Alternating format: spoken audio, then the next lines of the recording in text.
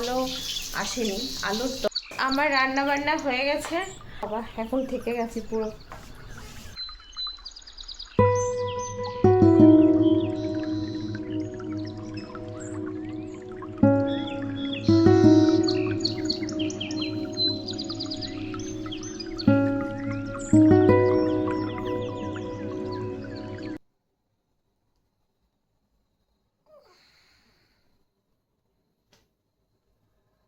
এখন ভোর 6টা বাজে, আর ঘুম থেকে উঠেই ফ্রেশ হয়ে চলে আসলাম রাস্তা হাঁটতে। তো অনেকক্ষণ হাঁটার পর অনেকটাই অন্ধকার, যার জন্য কোনো শ্যুট তোমাদের সামনে দেখাতে পাচ্ছি না। আজকে বেশিক্ষণ হাঁটতে পারলাম না, চলে আসলাম রান্নাঘরে রান্না করতে, কারণ আজ ছিল আমার রান্নার পালা, তাই রান্নাটা তো করতেই হবে বলো। তো রান্নাঘরে চলে এসেছি রান্না করার জন্য, আর চালটা ভালো করে ধুয়ে নিলাম, কারণ এখানকার চালে না অনেক ময়লা থাকে। আমাদের ওখানের চাল আর এখানকার চালটা অনেকটাই আকাশ পাতাল তফাৎ, কারণ এই চালে ভাতটা রান্না করলে না আমি একদমই স্বাদ পাই না, একদম খেতে আমার এতটুকু ভালো লাগে না। মন চাইছে কবে বাড়িতে যাব আর কবে একটু নিজের দেশের চালের ভাত খাবো। সত্যি কথা জানো তো, বাইরে যারা থাকে না অনেক কষ্ট করেই থাকে। হ্যাঁ, তবে এটা বলতে পারো একটু পয়সা খরচা করলে হয়তো আর একটু বেশি ভালো খাওয়া যায়, কিন্তু যাই হোক সেটা কোনো কথা নয়। সবার কাছে সবটা সমান লাগে না, আমার কাছে হয়তো এই চালের ভাতটা ভালো লাগে না, বাকি সবার কাছে ভালো লাগে। আমি যে বাড়ির ভাতটা খাই সেটা চালটা একদমই অন্যরকম, আর সেটার জন্য কিন্তু আমার এখানকারের ভাতটা বেশি ভালো লাগে না, সত্যি কথা বলতে কোনো টেস্ট লাগে না। যাই হোক, এত কথা বলে দিলাম। তারপরে এই যে চিংড়ি মাছটা বের করেছি, আজকে চিংড়ি মাছ দিয়ে আলু পটল দিয়ে তরকারি হবে। তো তোমরা দেখতেই থাকো আজকে রান্নাটা কেমন হয়। আমার কিন্তু খুব ভালো লাগে আলু পটল দিয়ে চিংড়ি করতে। এটা মানে এই তরকারিটা বানালে না মনে হয় যে আমি বাড়িতেই আছি, বাড়িতেই খাচ্ছি, এরকম একটা ফিল তৈরি হয়। আর নিজের দেশ পরের দেশে এসে কখনোই না নিজের করা যায় না বা নিজের ভাবা যায় না। Good morning, welcome back to my channel. তোমরা কেমন আছো সবাই? আশা করি ভালো আছো, আর আমিও অনেক ভালো আছি।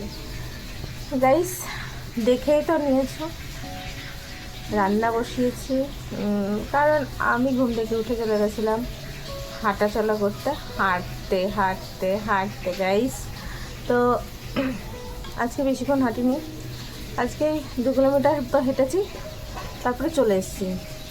কারণ যেহেতু আজকে আমার বান্নার পালা, এখন করছি রান্না বসিয়ে দিয়েই তোমাদের সঙ্গে মর্নিং বলতে চলে আসলাম, কারণ এখনও পর্যন্ত তোমাদেরকে মর্নিং বলিনি, এর জন্য মর্নিং বলতে চলে আসলাম। দেখি আমার রান্না কী হচ্ছে। তো এখানে মশলা বানানোর জন্য কাঁচা লঙ্কা আর 2-1টা শুকনো লঙ্কা নিয়ে নিয়েছি, আর নিয়ে নিয়েছিলাম একটু টমেটো আর জিরের গুঁড়ো। ব্যাস, এটুকুতেই আজকের তরকারির টেস্টটাই আলাদা হয়ে যাবে। আমি যেভাবে রান্না করি হয়তো সবাই সেইভাবে রান্না করে না, সবার রান্না সব রকম নয়। আমার রান্নাটা আমার কাছেই ভালো লাগে, কারণ আমি সব সবজিতে পেঁয়াজ রসুন দিই না। তারপরে চলে আসলাম না বাইরে একটু দেখাতে। বাইরের যে এখন সূর্যটা উঠেছে, দেখো কত সুন্দর লাগছে না? খুব সুন্দর লাগছে, তাই ভাবলাম বাইরে এসে তোমাদের সাথে একটু শেয়ার করি। রান্না তো করতেই হবে। তো গাইস, এখানে একটু আলো আছে, ব্যালকনিতে পুরোটাই অন্ধকার, কারণ এখনও পর্যন্ত আলো আসেনি, আলোর দর্শন এখনও পর্যন্ত ঠিকঠাক পাওয়া যাচ্ছে না। দেখতেই পাচ্ছ যে এখানে অতটা আলো নেই এখন। সো গাইস, তো আজকে রান্না হচ্ছে পটল চিংড়ি, যেটা অনেক দিন ধরে ইচ্ছে ছিল এখানে বানাইনি, 6 মাস বাদে আজকে বানাচ্ছি পটল চিংড়ি। তো ফুল রেসিপিটা তোমরা দেখতে থাকো, তারপরে কথা হচ্ছে। একদিকে রান্না হচ্ছে আমার পটল চিংড়ি, আর একদিকে না আমি ভাতটাও বসিয়ে দিয়েছি। ভাতটাও অলরেডি আমার ফুটে গেছে। আমরা এখানে গামলাতেই রান্না করি। আজকে তোমরাও দেখে নাও আমি কিভাবে পটল চিংড়ি তৈরি করি। আশা করি তোমাদের জিভে একটু জল আসলেও না আসবে। হ্যাঁ, তোমরাও আমার মতোই রান্না করো কেউ কেউ, কিন্তু আমার চোখে দেখেছি অনেককেই যে সব কিছুতেই পেঁয়াজ রসুন দেয়, যেটা আমার একদমই খেতে ভালো লাগে না। কারণ সব সবজিতে কখনোই সব সবজিতে পেঁয়াজ রসুন যায় না। কিছু কিছু রান্নাতে রান্না হিসাব করে পেঁয়াজ রসুন দিলে তাহলেই কিন্তু তরকারিটা খেতে ভালো লাগে। আর যদি মনে করো সব কিছুতেই পেঁয়াজ রসুন দেবে, তাহলে কিন্তু সত্যিই খেতে ভালো লাগে না। কড়াইতে দিয়ে দিলাম চিংড়ি, আর চিংড়িগুলোতে না অনেক জল উঠেছে গাইস, প্রচুর জল উঠেছে। কারণ চিংড়িগুলো অনেক দিন নিয়ে আসা, আর প্রায় 4-5 দিন হয়ে গেছে। আর যেহেতু সব ছাড়িয়ে রেখেছিল আর ফ্রিজে ছিল, এই কারণে ভালোই জল উঠে গেছে। এর জন্য চিংড়িটা না একটু ভালো করে লবণ হলুদ দিয়ে ভালো করে ভেজে নিতে হবে, তা না হলে চিংড়ি থেকে একটা আলাদা গন্ধ ছাড়বে।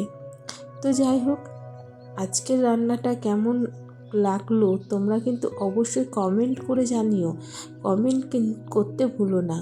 আর হ্যাঁ, আরেকটা কথা, আমার পেজে যাদের ভিডিও ভালো লাগছে আমার চ্যানেলে, তারা অবশ্যই লাইক কমেন্ট শেয়ার করে দিও। আর যারা নতুন এখনও পর্যন্ত আমার ভিডিও দেখো না, তারা কিন্তু জলদি জলদি সাবস্ক্রাইব করো। আর তোমরা যত আমাকে কমেন্ট করবে, আমি চেষ্টা করব তোমাদের কাছে আরও সুন্দর সুন্দর ভিডিও দেওয়ার।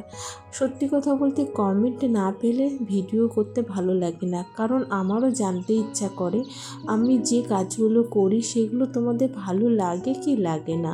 তোমরা যে কোনো কমেন্ট আমাকে চাইলে করতেই পারো, কিন্তু আমার জানার খুব ইচ্ছা যে তোমরা কিভাবে নিচ্ছ, তোমাদের কি ভালো লাগছে আমার ভিডিও না। আমার রান্না বান্না হয়ে গেছে, আমি এখন কিছু রেডি করতে পারিনি, কারণ 7:30 বাজে আমি যাবো স্নান করতে। স্নান করে এসে তারপরে বাকি কাজটা সারবো। স্নান করে এসে চা খাবো, আমার পেয়েছে প্রচুর পরিমাণে খিদে। তো আজকে একটা তরকারি ভাত করলাম, আর বাকিটা ওরা সামলেই নেবে, কারণ আজকে একাদশীর পরের দিন দ্বাদশীদের মানে এখন উপোস ভাঙার একটা ব্যাপার আছে। এই জন্য তাড়াতাড়ি করে আমি স্নান করে নিলাম, মানে স্নান করে নিলাম না, স্নান করবো। তো চলো গাই, স্নান করে দেখ কথা হচ্ছে।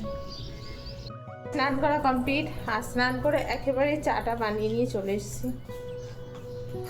বাবা, এখন থেকে গেছি পুরো,